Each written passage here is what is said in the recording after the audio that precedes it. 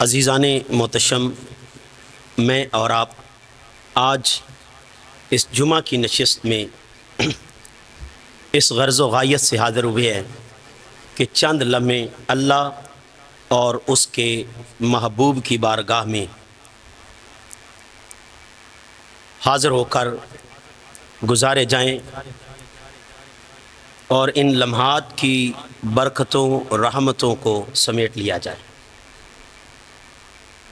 عزیزان محتشم، جمعہ اصل میں انسان میں ایک اجتماعی سوچ اجاگر کرتا ہے کہ لوگوں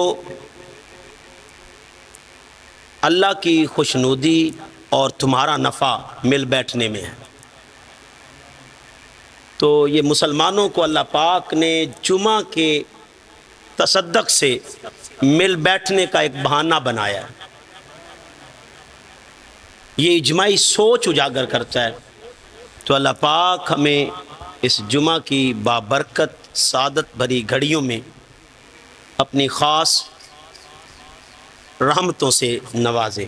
عزیزان محتشم، میں نے سارنامہ کلام سے سورہ عصر، یہ ترتیب تلاوت کے اعتبار سے قرآن کا 103 نمبر سورت، اور اللہ پاک اس میں ارشاد فرماتے ہیں والعصر، قسم ہے زمانے کی، ان الانسان لفی خسر، بے شک انسان خسارے میں ہے، 100% انسان خسارے میں ہے، الا الذین آمنوا وعملوا الصالحات، وہ لوگ جو ایمان لائے، وعملوا الصالحات، اور انہوں نے نیک اعمال کیے، وتواصوا بالحق وتواصوا بالصبر، وہ حق پر قائم رہے اور صبر پر قائم رہے۔ تو دوستان گرامی قدر، اکثریت کو خسارے میں رکھا اور اقلیت کو اللہ پاک نے بچا لیا۔ جو لوگ ایمان لائے، عمل صالح کیے اور حق پر اور صبر پر قائم رہے۔ عزیزان محتشم،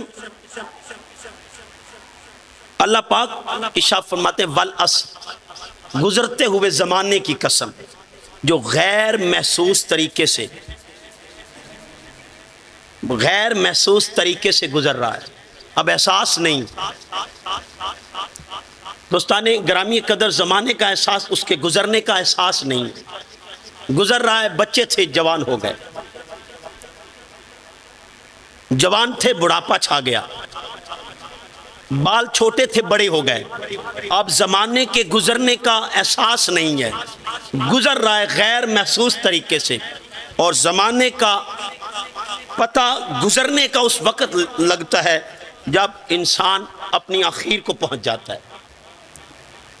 تو دوستان گرامی قدر، قرآن مجید میں اللہ پاک نے زمانے کو کتنی اہمیت دی ہے۔ والعصر، قسم ہے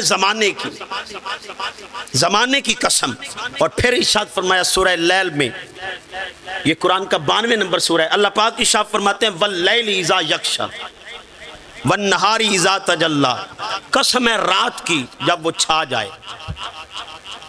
والنہار اذا تجلی، اور قسم ہے دن کی جب وہ روشن ہو جائے۔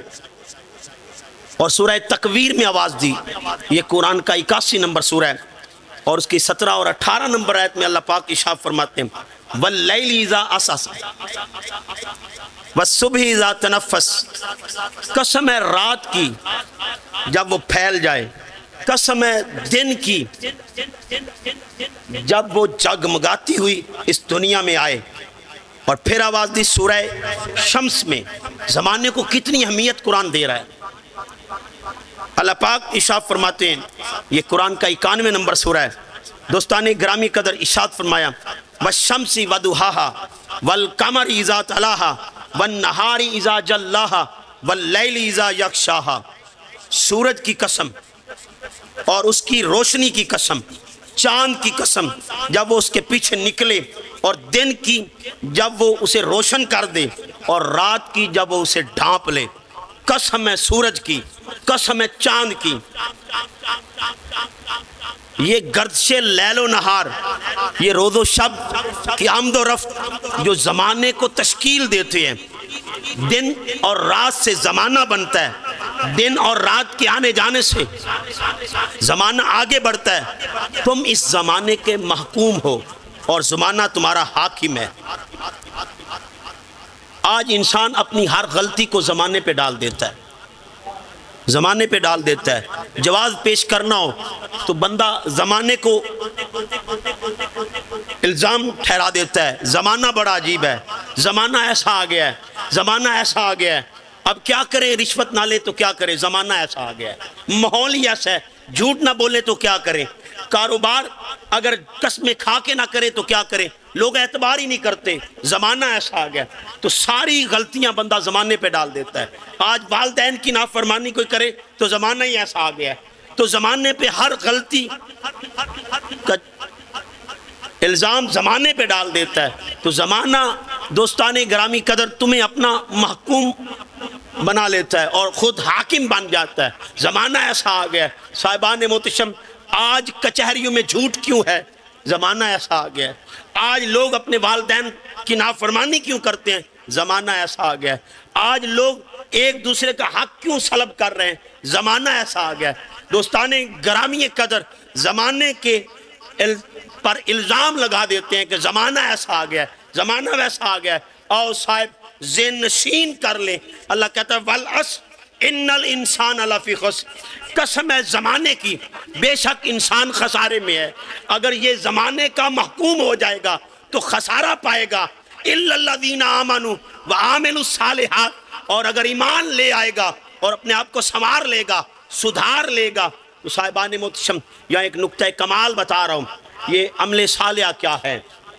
عمل صالحہ آپ نے بہت سارے لوگوں سے سنا ہوگا، نیک اعمال کو عمل صالحہ کہتے ہیں۔ صالح کا مطلب ہوتا ہے نیک، عمل نیک اعمال، نیک ایکٹ، نیک اعمال عمل صالحہ کہلاتے ہیں، یعنی نیک عمل صالحہ۔ اب صالحہ کیا ہے؟